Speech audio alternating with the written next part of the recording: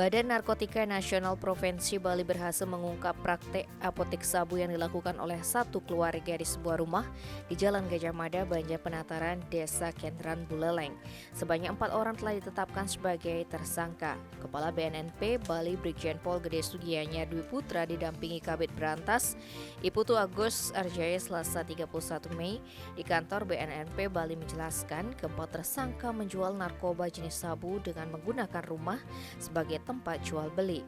Selain untuk membeli sabu yang sudah disediakan dalam bentuk paket kecil 0,1 gram dengan harga Rp200.000, para pelanggan juga bisa langsung memakai di tempat kejadian perkara karena sudah disediakan 2 bilik atau kamar untuk mengkonsumsi.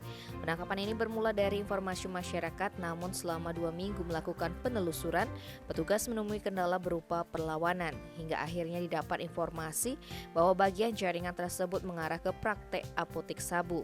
Dari informasi tersebut, petugas berhasil menangkap para tersangka berikut 54 paket sabu seberat 35,69 gram. Selain ketiga tersangka, BNNP juga mengamankan 7 orang dari keluarga tersebut, baik ibu, anak, sanak saudara karena diduga terlibat. Menurut pengakuan mereka, sebagian barang haram tersebut didapat dari DP yang berhasil diciduk di rumahnya daerah Desa Pemaron, Buleleng. DP merupakan pemilik tempat hiburan yang selalu mengirimkan sabu ke rumah Tom. Menurut para tersangka, pelanggan mencapai 50 bahkan 100 orang dalam sehari. Bahkan salah satunya adalah anak anggota DPRD di Buleleng berinisial PH dan banyak kalangan atas lainnya. Tim Bali Express melaporkan.